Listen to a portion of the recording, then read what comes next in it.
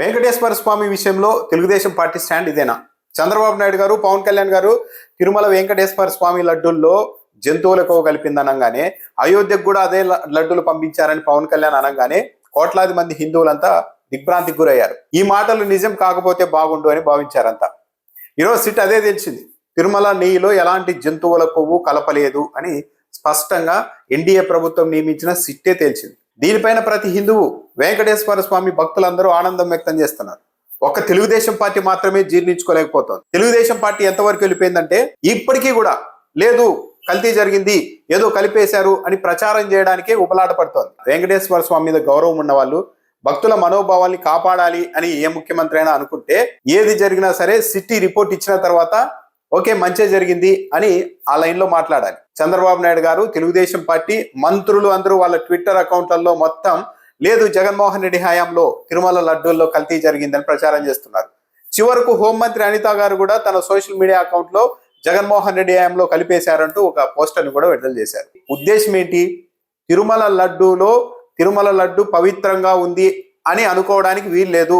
తిరుమల లడ్డు అపవిత్రమైంది, కల్తీ అయింది అనే ప్రజలంతా నమ్మాలి, భక్తులంతా నమ్మాలి అనడం ఒక రాజకీయ పార్టీకి శాడిజం కాక దీన్ని ఏమంటారు? అందులోనూ అధికారంలో ఉన్న వాళ్ళు సున్నితమైన అంశాల్లో తాము నియమించిన సిట్టే ఇలాంటి రిపోర్ట్ ఇచ్చిన తర్వాత కూడా దాన్ని ఇంకా నెగిటివ్ గా ప్రచారం చేయాలని చూస్తూ ఉన్నారంటే, ఇక్కడ హిందువుల మనోభావాలు, భక్తుల మనోభావాలు, వెంకటేశ్వర స్వామి మీద భక్తి, వెంకటేశ్వర స్వామికి అత్యంత ప్రీతిపాత్రమైన లడ్డు మీద కనీస గౌరవం లేదు. కేవలం పొలిటికల్ ఎజెండాతోని ఈ గవర్నమెంట్ ను టీడీపీ రన్ చేస్తోంది అన్నది ఇక్కడే చాలా స్పష్టంగా అర్థమైపోతుంది.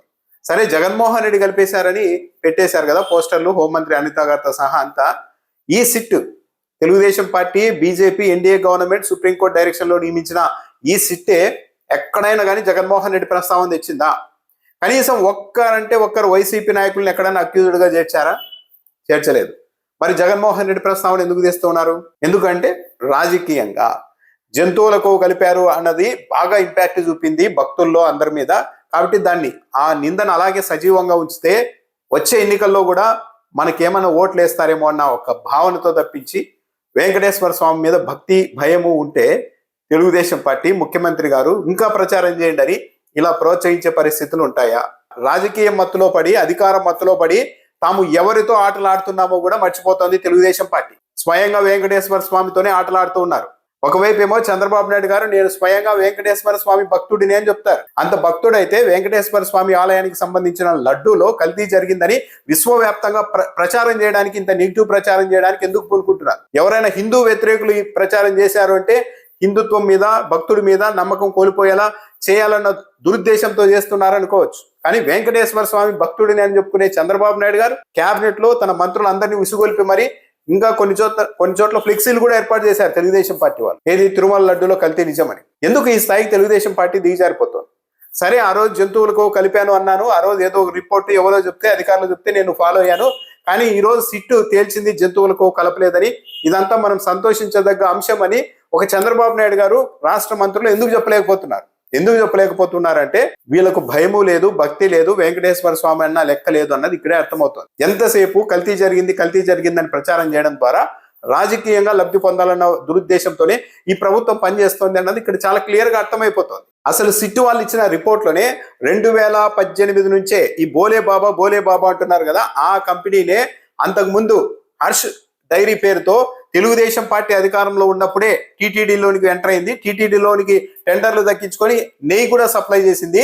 తెలుగుదేశం పార్టీ హయాంలో అప్పటి టీటీడీ బోర్డు ఏర్పాటు చేసిన కమిటీ ఈ హర్ష్ డైరీని సందర్శించి అక్కడ ఏమీ లేకపోయినా సరే ఇది భారీ ఎత్తున పాలు సేకరిస్తుంది, నెయ్యి తయారు చేస్తుందని ఒక తప్పుడు రిపోర్ట్ ఇచ్చారు. ఆ రిపోర్ట్ ఆధారంగానే తెలుగుదేశం పార్టీ హయాంలోనే ఈ హర్ష్ డైరీ అన్నది టెండర్ దక్కించుకుంది, నెయ్యి సప్లై టెండర్ దక్కించుకుందని సిట్టే ఈరోజు స్వయంగా చెప్పింది. మరి తెలుగుదేశం పార్టీ హయాంలో జరిగితే ఆ తర్వాత తెలుగుదేశం పార్టీ 2024లో అధికారంలోకి వచ్చిన తర్వాత తెలుగుదేశం పార్టీ హయాంలో 4 ట్యాంకర్లు వస్తే దాంట్లో కల్తీ జరిగిందని తేలిందని చెప్తూ వైసీపీ 5 ఏళ్లలో ఇలాగే చేశారని చెప్తున్నారు. కానీ ఎక్కడ ఆధారం లేదు. సిట్ కూడా చెప్పలేరు. ఎందుకంటే వైసీపీ హయాంలో కల్తీ జరిగిందని పూర్తి స్థాయిలో నిర్ధారించాలి అంటే ఆ రోజు వాడిన నెయ్యి కానీ, లేకుంటే ఆ రోజు తయారు చేసిన లడ్డూల్ని కానీ ల్యాబ్కి తీసుకెళ్లి పరీక్షించాలి. ఆ నెయ్యి లేదు, లడ్డు లేదు అంటే కేవలం మా హయాంలో జరిగింది కాబట్టి వైసీపీ హయాంలో కూడా జరిగింది అని ఒక ప్రచారానికి ఒడిగడుతూ ఉన్నారు తప్పించి ఇందులో వెంకటేశ్వర స్వామి ఆలయ ప్రతిష్ఠ ఏమవుతుంది, భక్తుల మనోభావాలు ఏమవుతాయి,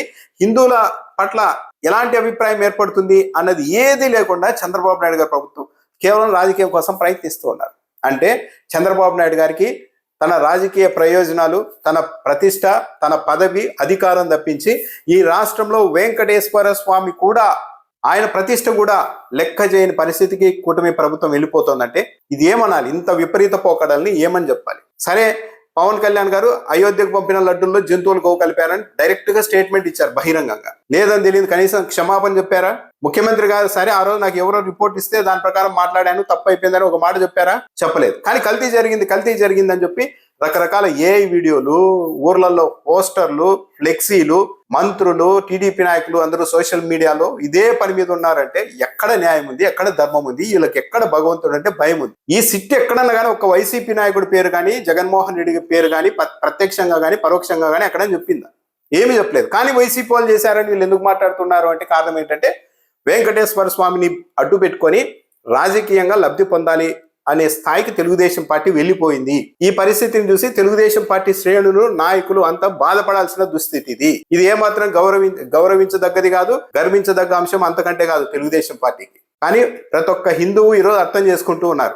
జంతువులకు అని చెప్పి ప్రచారం చేసి ఎంత దిగ్భ్రాంతి కలిగించి ఈ రోజు మాత్రం మళ్ళీ ఇలా మీరు ప్రచారం చేస్తూ ఉన్నారంటే తెలుగుదేశం పార్టీ వాళ్ళు తిరుమల లడ్డూల్లో ఏదో కలిసింది అన్నదే నిజం కావాలని ఆకాంక్షిస్తూ ఉన్నారు.